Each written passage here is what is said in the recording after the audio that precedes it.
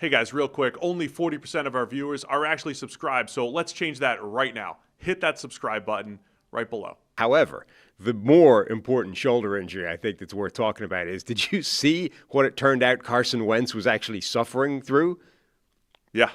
What the hell? He was on the injury report every week, right? I mean, Yeah. we were going to talk about Wentz if you saw our rundown in the Vikings. I did, but we're then going to do roadside assistance. the shoulder injury sparked I think it's worth a discussion about his shoulder injury and what the Vikings allowed to happen in addition to giving the Vikings or him roadside assistance. What do you mean allowed to happen? We doing this again? Yes. So where's the tweet? The Ian Rappaport tweeted what Carson Wentz actually went through before now he's being shut down. Where is it? Well, your guy Nick Wright's got some takes on this as well. Oh, cool. Some smart ones. You can let me know what he said.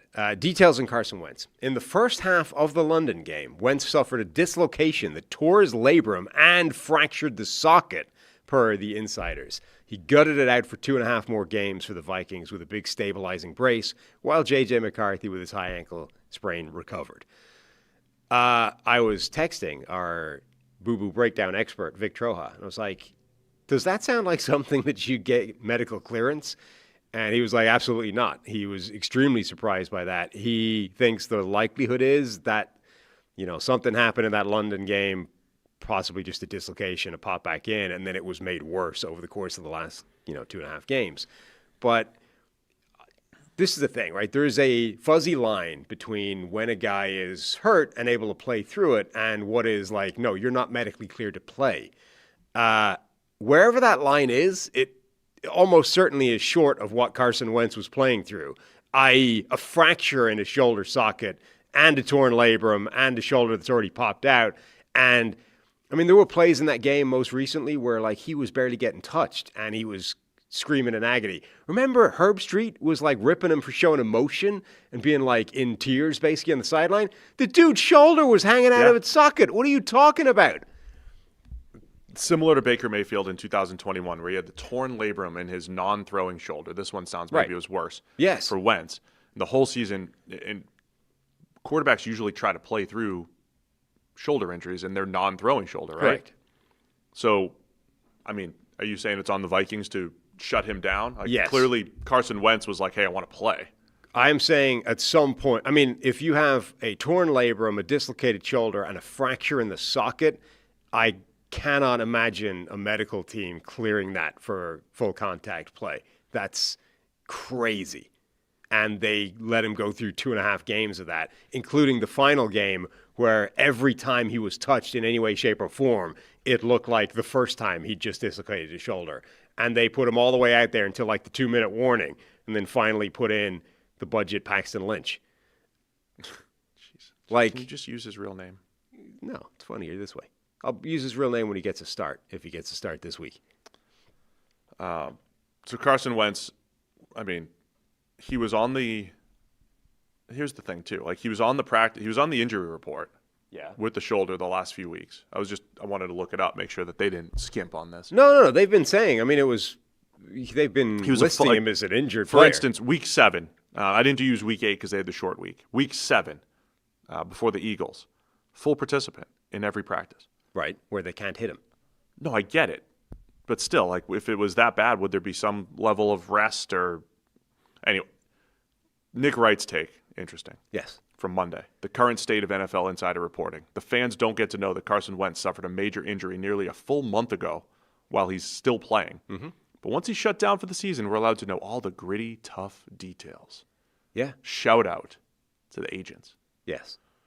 And Nick Wright had another tweet recently about the same thing, because I got tagged in it, where he was like, he was railing against the insiders again. He was like, the current state of the insiders is, there's this crazy push to be first with every news that's going to get released, to the point where the job gets, or the actual information is less and less. And this is a great example of that. Insiders are falling over themselves to tweet whatever group text just got sent to them by the agents, including shout out to the agent that did it. But with Carson Wentz, who's out here with a broken shoulder, effectively, not a peep. No one knew this. They probably knew it, but Well, either they didn't know it, in which case they're failing at their jobs, or they did know it and they didn't send it to anybody because they're in the pockets of the agents, in which case they're also failing at their jobs, but in a different way. Yeah, it is bad, man. It's terrible. So nobody got this information that he was playing hurt. Everything about this is bad. It's only after the fact, and so just keep your eyes open. So all we suggest to our viewers and listeners, keep your eyes open when you get the after the fact, like, oh, I know this guy's down injured, but he went to his teammates. He said, I got to do it. He called his own meeting. He said, I got to play through it. You know, like that. Like that's the type of reporting that we get. Hey, they shut down not this specifically. They shut down so-and-so, but the guy was trying to grit it out, tough it out, and that's why he wasn't the same player during that time, but he had to do it for his teammates. That's the type of stuff that gets reported. Yeah, so look, everything... Which is directly from agencies. Yes, and let's be honest, this information is also going to be directly from the agent as well. Like, this is the thing. Everything about this is bad, right? The fact that there's an insider failing generally is bad.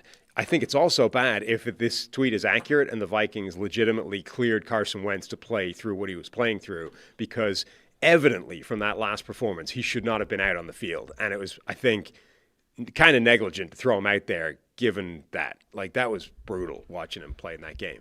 I don't know enough about it. Was there more damage that could be done, or was it literally just pain management type stuff? I mean, if you've already got a fracture, you can do more damage. So for those who don't remember the Baker Mayfield conversation in 2021, in week 2, dislocated his shoulder, left shoulder, played through it the entire season. And we brought it up every week. There were circumstances why his production wasn't good that year. They played in a lot of weather games, but he was playing through injury the whole time. You were like, dude, sit. You're killing your stock. And making it worse. I mean, he made it worse through the course of that play. But the other thing is, details in like this tweet from Rap Sheet, details in Carson Wentz in the first, blah, blah, blah. So for this injury is really bad, and he gutted it out for 2.5 more games to the Vikings with a big stabilizing brace. I mean, that is exactly the tweet you would put out if you were the agent of Carson Wentz trying to explain why Carson Wentz played like ass and got benched, right? So, I mean, the same failing that Nick Wright is talking about of the insiders not being able to bring you information until an agent feeds it to them in a text message